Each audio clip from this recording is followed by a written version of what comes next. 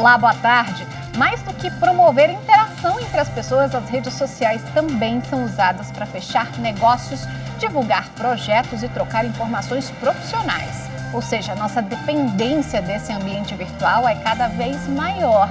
E quando essa conta é bloqueada, seja no caso recente do presidente norte-americano Donald Trump ou de uma usuária comum do estado da Paraíba que terá que ser indenizada após ter tido o perfil suspenso, a questão que fica é quais os limites do controle feito pelas empresas que prestam esse serviço.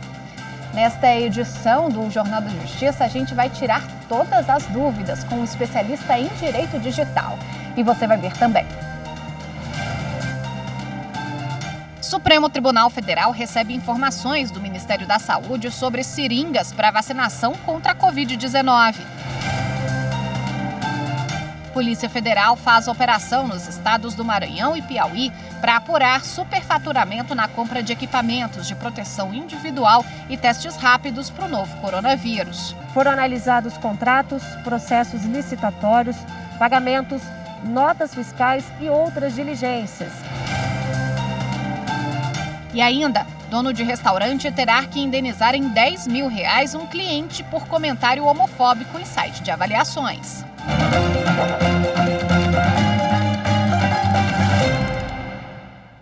O Ministério da Saúde informou que há seringas e agulhas necessárias para dar início à vacinação contra a Covid-19 nos estados. O Ministério encaminhou o ofício ao Supremo Tribunal Federal. A repórter Fernanda Tavares tem os detalhes desse ofício para a gente.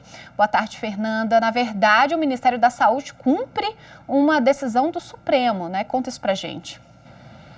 Exatamente, Evelyn. Boa tarde para você, boa tarde a todos. O documento do Ministério da Saúde é uma resposta do despacho do ministro do Supremo Tribunal Federal, Ricardo Lewandowski. Na semana passada, o ministro determinou que o governo comprovasse o estoque de agulhas e seringas dos estados e também da União e que informasse se há de fato a quantidade necessária para cumprir a vacinação em pelo menos nos primeiros 4 grupos prioritários, conforme mencionado no Plano Nacional de Imunização.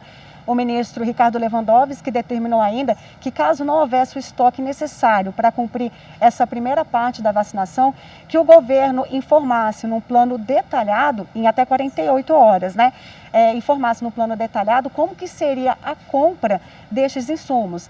Vamos ver agora de forma mais detalhada como foi a resposta do ministro da Saúde, Eduardo Pazuello. O ministro Eduardo Pazuello ressaltou que a compra dos insumos normalmente é feita pelos próprios estados e municípios e que a União fornece apenas a vacina. Por isso, o Ministério não tem estoque. Ele disse que pediu as informações aos estados e que os governos do Amapá, Bahia, Pará, Piauí, além de São Paulo, não encaminharam a informação que foi pedida.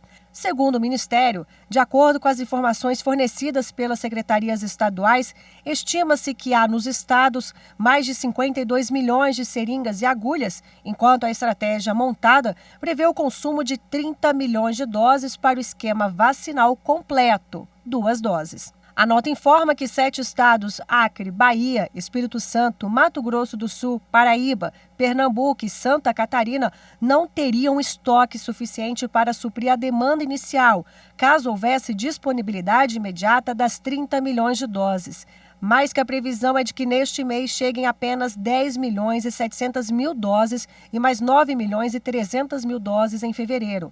O Ministério acrescenta que requisitou 31 milhões e 500 mil seringas e agulhas ainda para este mês. E conclui com a afirmação de que todas as medidas possíveis e necessárias para a aquisição dos insumos estão sendo tomadas para possibilitar a realização da campanha de vacinação.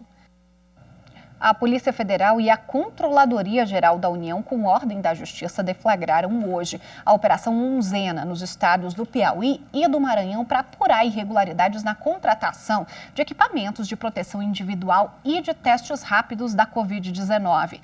Na investigação, descobriram contratos superfaturados e desvio de dinheiro público.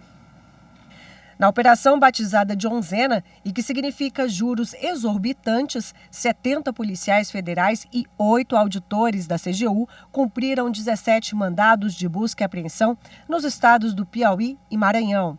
A investigação tem como foco o superfaturamento em licitações em contratos públicos firmados pela Fundação Estatal Piauiense de Serviços Hospitalares, Secretaria de Saúde e outros órgãos do Estado. Os recursos que eram repassados pelo Fundo Nacional de Saúde eram desviados. A empresa contratada realizou a venda de itens como máscara com percentual de até 500% a mais do que o valor praticado no mercado. Também foi constatada a aquisição de testes rápidos para a Covid-19, classificados como não conformes pela Agência Nacional de Vigilância Sanitária. Os contratos superfaturados, que somam 35 milhões de reais, beneficiavam uma única empresa. Foram analisados contratos, processos licitatórios, pagamentos, notas fiscais e outras diligências, que apontam um prejuízo de quase 20 milhões de reais aos cofres públicos em contratos firmados por outros órgãos do Estado. Os investigados vão responder pelos crimes de associação criminosa, fraude à licitação e desvio de recursos públicos. O ministro Ricardo Lewandowski, do Supremo Tribunal Federal, negou o pedido para que o ex-tesoureiro do PT, João Vacari Neto, tivesse acesso às mensagens trocadas entre o ex-juiz Sérgio Moro e o ex-coordenador da Força Tarefa da Lava Jato no Paraná, Deltan Dallagnol. As mensagens foram apreendidas na Operação Spoofing de 2019. Na época, a Polícia Federal prendeu hackers suspeitos de invadir os celulares do ex-juiz Sérgio Moro e de integrantes da Lava Jato, como o ex-coordenador da Força Tarefa, Deltan Dallagnol. No mês passado, o ministro Ricardo Lewandowski autorizou que o ex-presidente Luiz Inácio Lula da Silva tivesse acesso às mensagens. Depois disso, a defesa do ex-tesoureiro do PT pediu ao Supremo que a decisão fosse estendida a ele. Alegou que as conversas também envolviam João Vacari.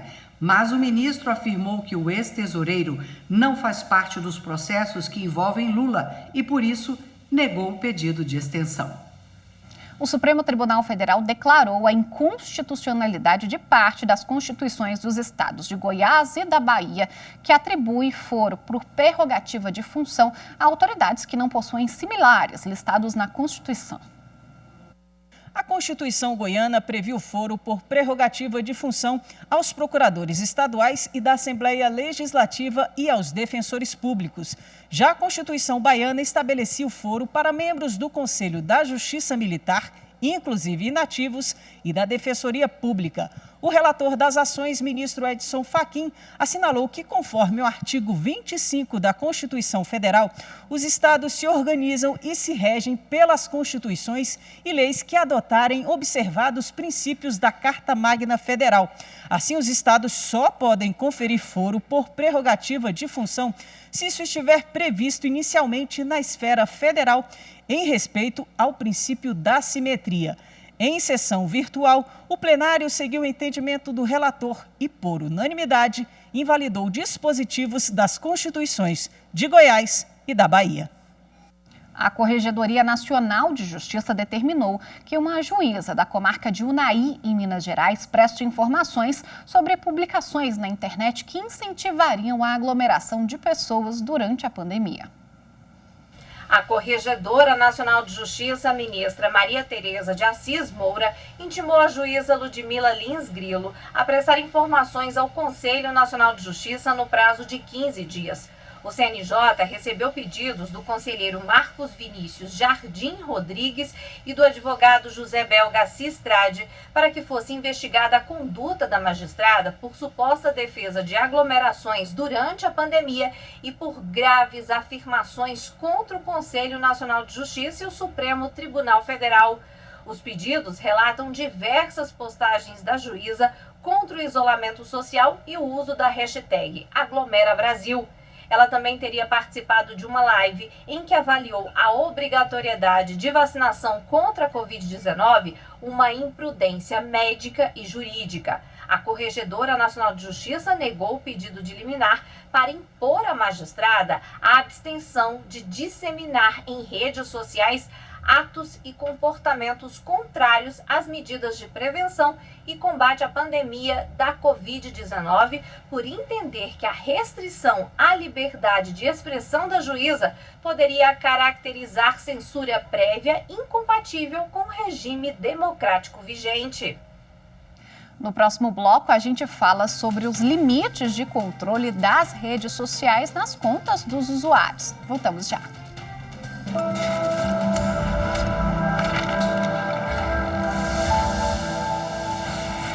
A Constituição Federal é a pedra fundamental de garantia de convivência harmônica no Estado democrático de direito. É ela que estabelece a harmonia entre os três poderes, legislativo, executivo e judiciário, determinando que eles tenham independência, porém a obrigatoriedade de conviverem de forma harmoniosa.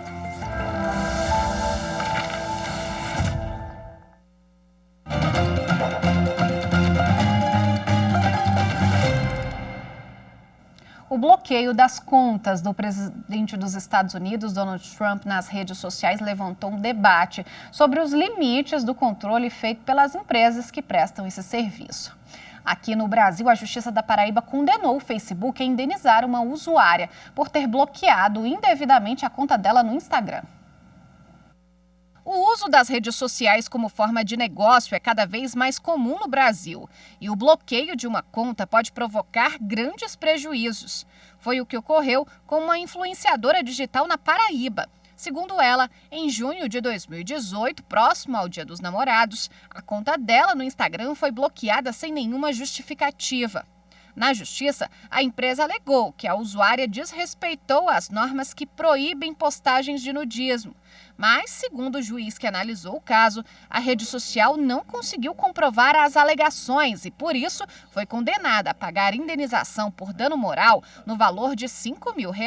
Quando se constatar que essas plataformas das redes sociais agiram em desconformidade com as normas, especialmente o Marco Civil da Internet, o Código de Defesa do Consumidor, agindo com censura, violando a liberdade de expressão, violando a liberdade de opinião, então ele poderá se sujeitar às sanções pertinentes, no caso, a indenização por dano moral e também a obrigação de fazer, no sentido de reativar a conta que foi indevidamente bloqueada. Até mesmo usuários mais famosos e poderosos estão sujeitos a polêmicas envolvendo bloqueios nas redes sociais. No Facebook e no Instagram, as contas do presidente dos Estados Unidos, Donald Trump, foram suspensas por tempo indeterminado. No Twitter, a medida ainda é temporária. A decisão ocorreu depois dos ataques à sede do Congresso americano. A justificativa das plataformas é de que Trump violou os termos de uso das redes sociais. O presidente postou vídeos com mensagens de incentivo aos atos antidemocráticos e reafirmou sem provas que as eleições no país haviam sido fraudadas. O juiz da Paraíba ressalva que não analisou de perto o caso de Trump, mas afirma que, comprovadas as irregularidades, o presidente deve se submeter mesmo aos termos de uso das redes sociais. Quando essas regras são de alguma forma descumpridas por esse usuário, com postagens ofensivas, inadequadas ao uso, o administrador dessa plataforma pode agir para coibir essa prática, seja por meio da exclusão da postagem que tenha se considerado descumpridora dessas regras, pode também advertir o usuário, como também pode suspender temporariamente a conta ou até mesmo bloquear definitivamente essa conta. Nós acompanhamos na reportagem 2 casos distintos de pessoas extremamente diferentes. E para entender melhor como os direitos e deveres dos usuários das redes sociais e das empresas, vamos conversar com o advogado Francisco Gomes Júnior, que é especialista em direito digital. Doutor, muito bem-vindo ao Jornal da Justiça. Boa tarde. Doutor, quando a gente faz a inscrição numa rede social, a gente se cadastra, tem um termo de uso, são aquelas letrinhas pequenas, um contrato longo, que às vezes a gente nem percebe que está aceitando alguns termos e para utilizar a gente acaba aceitando, né? Essas regras, esses termos de uso são que norteiam, por exemplo, esses bloqueios como aconteceu nos Estados Unidos? Sim. Primeiro a gente precisa entender o seguinte, a nossa relação com a rede social, ela é uma relação contratual. Ela é uma relação de um ente privado, a pessoa física sua, com outro ente privado, que é a empresa que representa a rede social. Então, aqueles termos que nós concordamos no início são as regras, é o contrato que a gente tem com a rede e é o que a gente deve seguir. Então, ali já estão, por exemplo, o que eu posso postar, o que eu não posso postar, o que é ofensivo e o que não é ofensivo, estão nessas regras. Mas é importante a gente ressaltar também o seguinte, além das regras privadas, eu tenho uma grande regra pública, que é a regra da Constituição Federal, que me proíbe de postar. Eu tenho liberdade de expressão, mas eu não posso ser anônimo e também não posso postar condutas que são atípicas, ou seja, condutas típicas que sejam crime, como crime contra a honra, etc. e tal. A Constituição Federal, cada país tem a sua e a gente sabe que as redes sociais elas são únicas, né, na rede mundial de computadores. As regras elas precisam ser de país a país? Como funciona isso?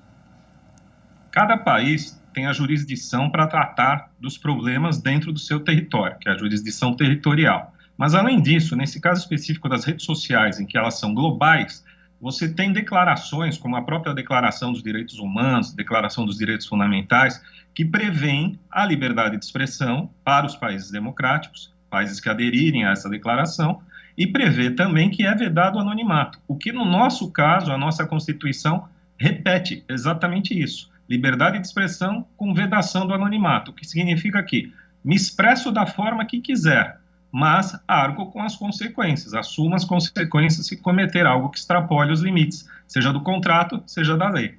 Tendo uma relação contratual, doutor, é importante que a gente se atente na leitura dos termos de uso, esse que a gente negligencia na hora de se inscrever na rede social? Sim, os termos de uso vão ser cada vez mais importantes, não só na rede social. Quando a gente entra em um determinado site para ler notícias, a gente já dá ali uma autorização para a utilização dos cookies, ou seja, para que eles consigam armazenar dados sobre a sua navegação na internet. Então, você tem que analisar cada um dos termos com cuidado, e isso cada vez mais. Às vezes, a gente pode ser surpreendido com o uso, inclusive, das nossas informações pessoais, sendo que a gente mesmo autorizou sem sabê-los, né? Sim. Sim, só que pela LGPD, pela Lei Geral de Proteção de Dados, tudo que for referente ao seu dado pessoal, você tem que consentir antes, de forma inequívoca. Não basta eles obterem uma autorização genérica ou algo que você nem sequer tenha atentado para isso, para com isso justificar o uso dos seus dados. Você aí tem o direito de judicialmente pedir a exclusão desses dados e, se sentir prejudicado e tiver prova, indenização por dano moral e material. Em casos de perfis fakes, né, onde as pessoas utilizam o anonimato para cometer crimes pelas redes sociais, há como fiscalizar isso? Hoje a gente tem uma justiça cibernética atuante nesse sentido? Em primeiro lugar, a fiscalização tem que partir da própria plataforma. Isso que algumas redes estão fazendo agora, banindo contas, excluindo postagens, é, digamos assim, a autorregulamentação. Elas mesmas fazem esse primeiro monitoramento. Se elas não conseguirem captar nesse primeiro monitoramento nenhuma violação, outros órgãos, por exemplo, os de defesa do consumidor, quando houver afronta ao consumidor, as delegacias de crimes informáticos e cibernéticos também têm que apurar. Nós ainda não estamos devidamente estruturados para isso. Então, seria interessante a gente contar, inclusive, com a ajuda da OAB, de outras entidades civis que possam fiscalizar, através de suas comissões, essas violações e denunciar. A gente, como usuário, se deparando com violações nesse sentido, a gente pode ir lá no denunciar perfil também, né? Pode. Você tem sites de denúncia na própria internet e você tem a denúncia pessoal, que basta você ir a qualquer delegacia de crime informático, ou se não houver na sua região uma delegacia comum, e registrar a notícia desse crime. Ótimo. Muito obrigada pela participação aqui no Jornal da Justiça, doutor. Obrigado, boa tarde. Até logo. E a seguir, dono de restaurante terá que indenizar cliente por causa de comentário homofóbico. Voltamos em instantes.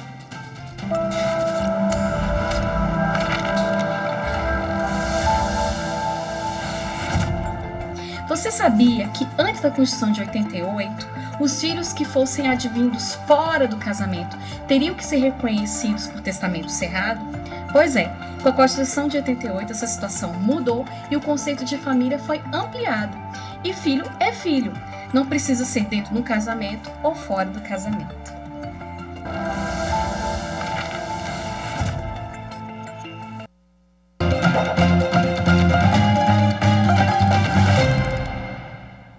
Um restaurante em Sorocaba, no interior de São Paulo, terá que indenizar em R$10 mil um cliente por comentário homofóbico em site de avaliações.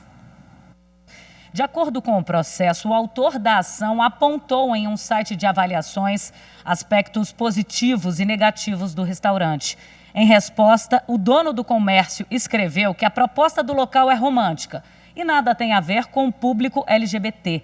O rapaz esteve no estabelecimento acompanhado do namorado e de uma amiga dias atrás. Na justificativa, o juiz da ação argumentou que os réus expuseram a orientação sexual do cliente de forma inadequada, desnecessária e imprópria publicamente. Para o magistrado que julgou a ação, comentários homofóbicos vêm sendo reprovados pela jurisprudência. E no caso citado, a indenização será de R$10 mil. A sentença ainda cabe recurso. Foi rejeitado o pedido da Prefeitura de Porto Alegre para interromper o aluguel social das famílias da Ilha do Pavão. A decisão é do presidente do Superior Tribunal de Justiça, ministro Humberto Martins. A Prefeitura de Porto Alegre queria suspender decisão do Tribunal Regional Federal da 4ª Região, que a obrigou a pagar aluguel social para famílias que moravam na Ilha do Pavão e foram desalojadas em 2017 devido a conflitos entre traficantes. Em março do ano passado, o TRF4 negou o recurso do município e manteve a obrigação imposta em ação civil pública movida pela Defensoria Pública. A exigência de pagamento de aluguel social foi determinada até o cumprimento da sentença, no ponto em que trata da aquisição de moradia pelas famílias afetadas com o apoio do município. O Tribunal Regional destacou, entre outros pontos, que a Prefeitura foi responsável parcialmente pelo desalojamento das famílias. No pedido de suspensão ao STJ, a Procuradoria Municipal afirmou que a obrigação de pagamento teria sido imposta por tempo indeterminado e que isso comprometeria as finanças do município. Mas o presidente do tribunal, ministro Humberto Martins, destacou que a condenação definiu que os pagamentos ocorram até que as famílias sejam realocadas em novas residências. Para ele, o pedido é uma tentativa clara do município de utilizar o Instituto de Suspensão de Liminar e de Sentença para rediscutir o caso. O presidente da Corte ressaltou que o Poder Executivo Municipal não demonstrou de modo preciso e inequívoco a alegada grave lesão à economia pública. A Justiça Trabalhista do Distrito Federal inaugurou o novo Foro de Taguatinga. Mais moderna e estruturada, a unidade foi projetada para ampliar o acesso ao judiciário e atender melhor a população local com menos custo para a sociedade.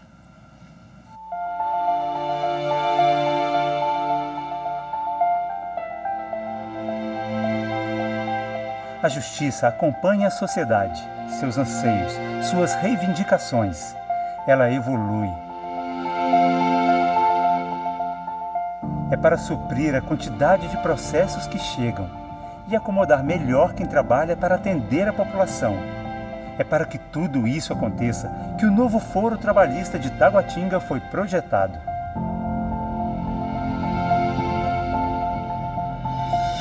Mais moderno, mais estruturado, com mais espaço para atender o público interno e a sociedade. São 10 andares, que abrigam as 5 varas trabalhistas da cidade, cada uma com 2 salas de audiência. Espaço para os Centros Judiciários de Métodos Consensuais de Solução de Disputas, o SEJUSC. Salas para a área administrativa e auditório. Tudo isso vai ampliar o acesso à justiça. Tudo isso ainda vai gerar economia aos cofres públicos. A aquisição do novo prédio faz parte de uma ação nacional do Conselho Superior da Justiça do Trabalho e vai permitir uma economia de R$50 milhões, equivalente ao montante que seria gasto com aluguéis anualmente. E para representar a população que será atendida no Foro de Taguatinga, um mural foi pintado pelas artistas Kélia Morim e Didi Colado. A gente usou a Agenda 2030 e os 17 objetivos para uma sociedade sustentável para usar de base para a arte do mural. E a gente buscou, além desses 17 objetivos, trazer elementos que representassem também a jurisdição do tribunal, que é Taguatinga, Ceilândia e Vicente Pires, para que haja também uma identificação, né, da comunidade que vai ser atendida, das pessoas que elas também se veem representadas no mural. A obra tem 72 metros quadrados pintados com tinta sustentável, que vai de acordo com a mensagem que o foro quer passar. A gente naturalmente pensa no que seria o ideal de vida, né? Que é uma cidade arborizada, uma cidade cheia de natureza, sem lixo, principalmente trazendo pelo lado do respeito, da igualdade de gênero, diversidade. Então a ideia do painel é trazer para que as pessoas vejam e se inspirem, idealizem um lugar melhor na vida. É para inspirar, é para atender melhor e ser melhor atendido. É para você. Sejam bem-vindos ao novo Foro Trabalhista de Taguatinga.